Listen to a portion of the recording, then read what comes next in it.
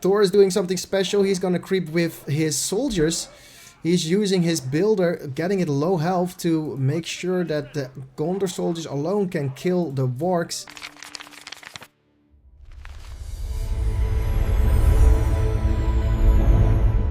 Welcome to MotW. My name is Enrique and this is the ladder. We are watching Thor versus the King. It's a Man of the West versus Isengard game on Greenham. Thor is the rank 12 play on the ladder. The King rank 5. The King kind of known for his Man of the West play, so it's interesting to see how he deals with Man of the West while playing Isengard. A lot of players are starting to play Isengard because Isengard is a very strong faction, and yeah, even playing goblins, usually the bane of Isengard is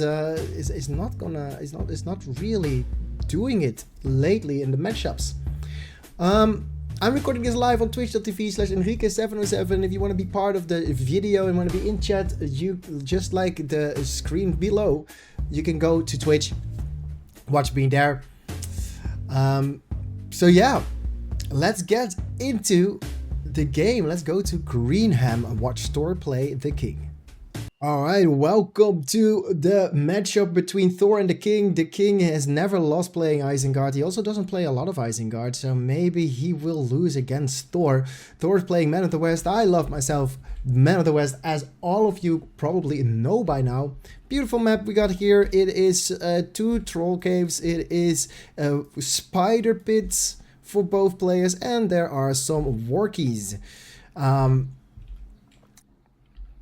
Yeah, there is a good path to take with Man of the West. You might want to go, if you're playing Man of the West, let me help you out a little bit. I was studying yesterday. I was watching Max's game. I downloaded all his easy wins, basically, this 10-minute games. And in his 10 minutes games, he was doing this opener, 3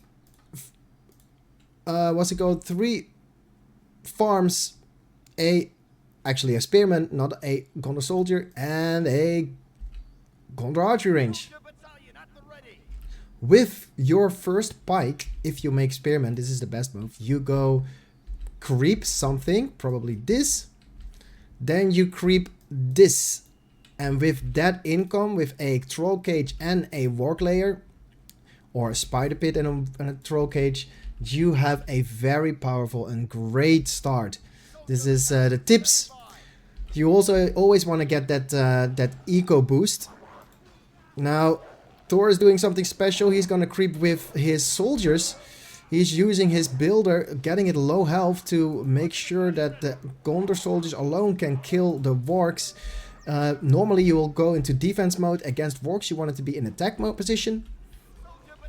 And you have archers to just stop the attack. Normally you do not use your archers to attack, you use your archers to defend if you play Man of the West, and you wait till you have 3 battalions or 4 battalions. 4 is the perfect case scenario, but you won't have time for that. 3 battalions of archers is gonna do a lot of work. Now, there are some faction-specific stuff you can do. In this case, Mr. the King is not building any wargs. And if you want to play against Isengard, there is not a lot of you can do against. Usually they don't go warg riders. So Isengard has like a very difficult way to path into warg riders. Takes him a lot of time, so just opening with a lot of soldiers usually is not punished. And then you can see it now, the King just builds his warg pit. That means he needs to upgrade it to level 2, and then only then he can start trampling stuff.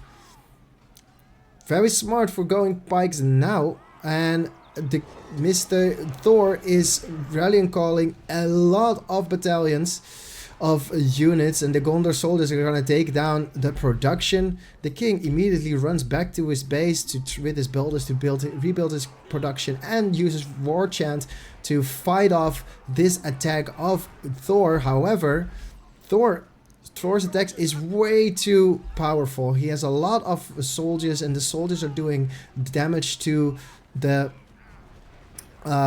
furnaces. They're not gonna do damage to the warg pack because it's a cavalry unit. It does doesn't take a lot of damage from archers or from soldiers. And yeah, this is a call for Thor to run back and regroup with his pikes. He's making spearmen, and he is gathering his archers to protect from from wildmen.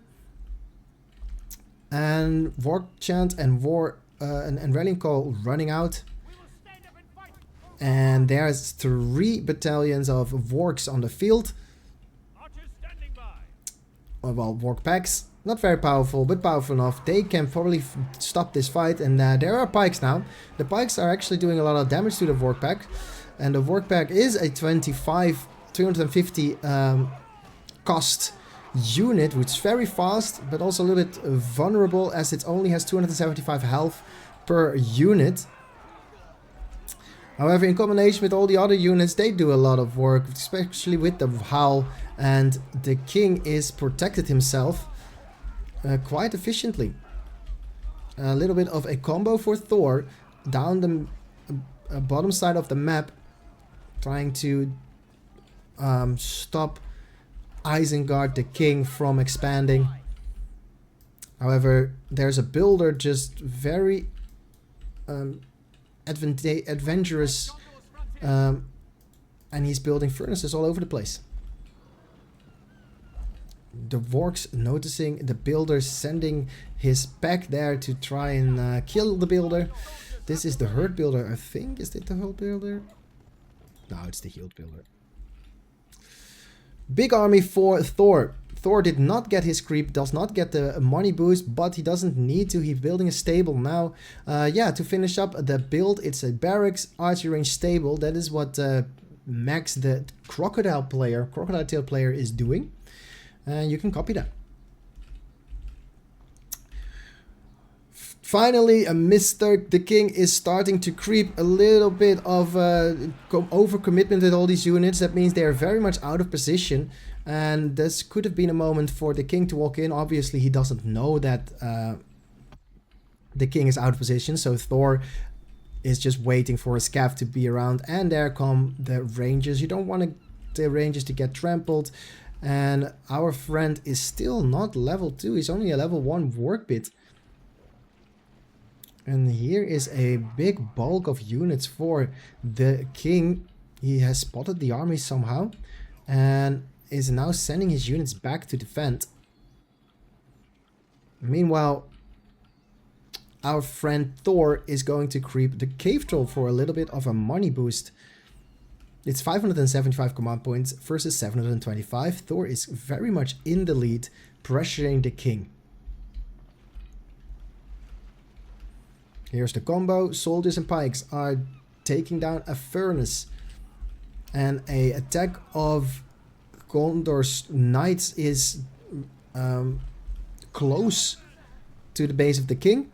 And you might want to split them up. Maybe send those knights to the top side of the map, top lane. And use these units just to be there. And usually when you go knights, you want to have at least 2 battalions. The 2 battalions will do a lot of work. But yeah, combining the knights with the combo on the bot lane, pretty smart. And there is Lurge. Lurge or any hero is a good counter against any cav. Like apparently he 2-shots the cav, but he kind of loses track of his Lurge. And a ballista is a big 600 expansion for the fortress. It is very pricey, and by building a few of those farms in a bot lane, Thor knows that there is no furnaces there. That means the furnaces must be top lane. And he is right. There are some workers being killed by a cave troll, unfortunately, so he has to rebuild those. And a builder is running back to build some more shit. Here is the 2nd battalion of Gondor Knights. And Thor is taking down all the expansions and buildings on the top lane. Tower used for some vision. Usually it's not used to do damage. Most of the time it's just used to have a vision, to see the armies of Isengard coming up. And yeah, Isengard sending his work pack to fight, but while he does that, he is catching out the Gondor Knights of Thor. Thor running back, trying to fight against the Gondor, against the Warg pack. Rallying call being used on a lot of battalions again. Very good clump. That is a lot of units that have a lot of extra damage, and this is the moment you position, use your positioning. So if you have attack position, you do 25% more damage, and that will do you some good. Here are the Gondor Knights chasing down the Warg pack. Warg pack turning back and is hurt. Here comes the arrow volley from the Rangers, or the long shot that's called, doing a little bit of damage, not a lot of damage. Warchant is making sure they stay alive, and fire arrows is upgraded. There's only 2 battalions of archers, so that maybe he might, there may be a little bit of a misbuy, and Mr. TheKing upgraded his tower to shoot fire arrows, but with the boosts, there is the debuff from the crows. It is a little bit difficult to stay alive for the tower.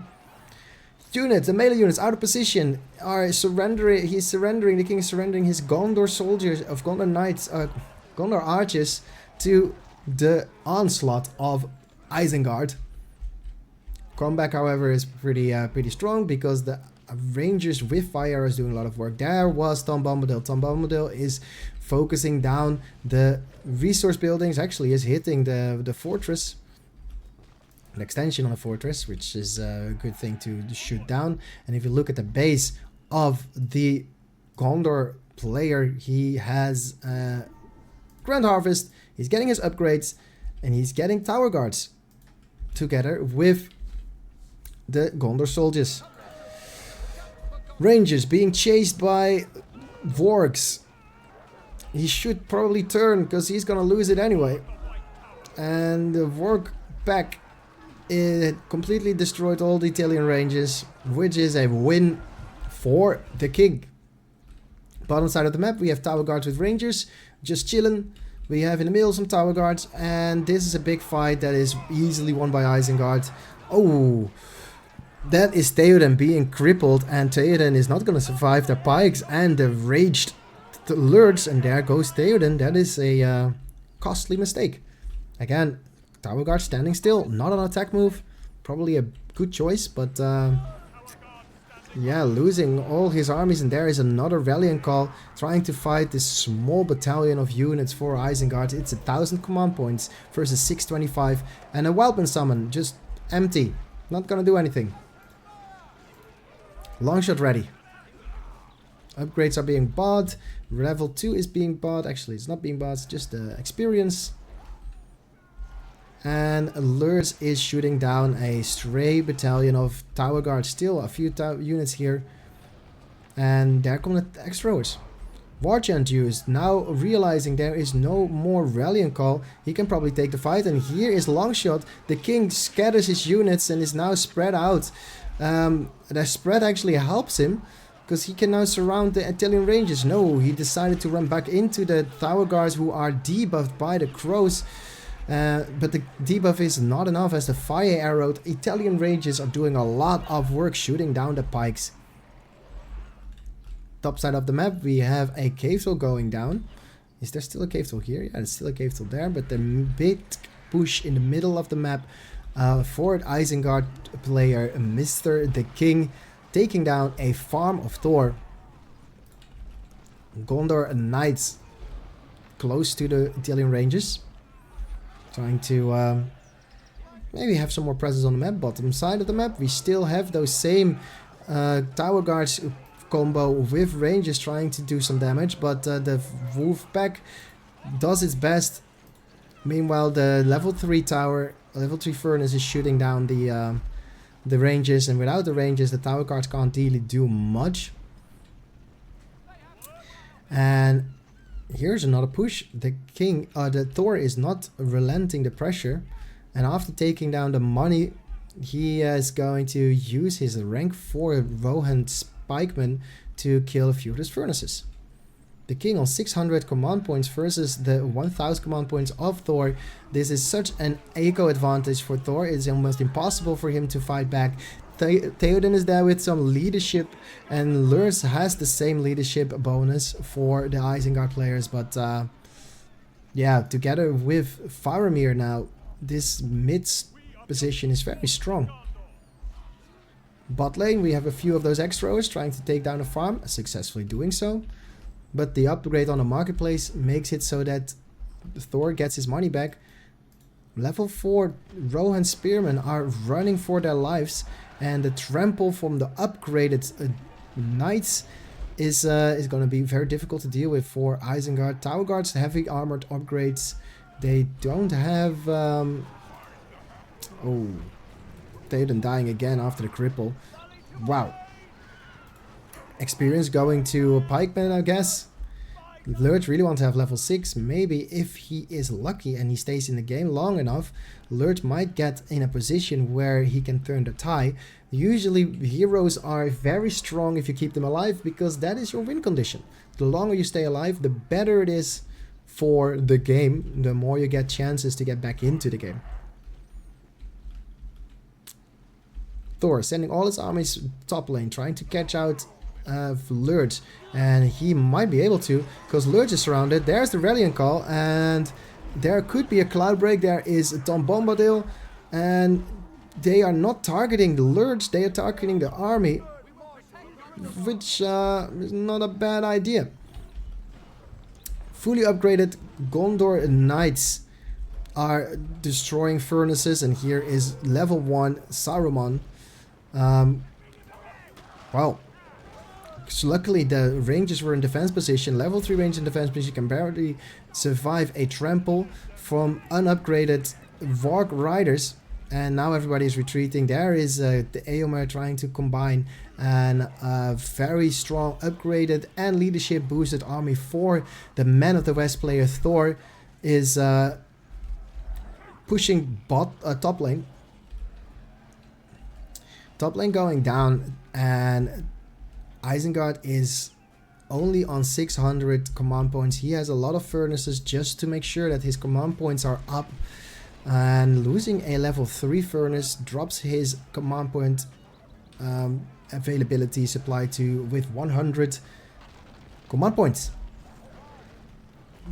There's Eomer with the knights giving it a boost. There is an Faramir somewhere. Don't know really what Faramir are, but still the upgrades are coming in. Forged blades are ready, and here is the what's it called, the Wizard Blast by Saruman and the Cloud Break by Man of the West player Thor. Faramir shooting down Saruman. Saruman is very, very vulnerable. Faramir has been crippled, and here comes the arrow volley together with the trample. Lurs is gonna try and kill Faramir, but Faramir is way too strong together with the rangers. Oh, actually Lurs gets him. That is kind of a win, but with the upgrades, with Eomer, this fortress is not gonna stay alive much longer. There it is, the surrender. The king surrendering to Thor. Thor winning against the king. If you enjoy Battle of Middle-earth, it is a free-to-play game. You don't need the game to, you don't need the discs, you don't need to buy serial codes. Just go to Battle of Middle-earth ladder, the BFME2ladder.com, and download the all-in-one launcher. Free to play. You can join the ladder, you can join the arena, and fight for that #1 spot. Yeah, so this has been Command for Middle-earth. My name is Enrique, and I will see you on the ladder. If you like this video, and if you think this daily idea is pretty awesome to get a little bit of an update of the ladder and arena and Battle of Middle-earth, feel free to follow the channel and like the channel, like this video, subscribe to Command Point Middle-earth for more videos, and I will see you on twitch.tv if you want to follow the making of and the production of these videos.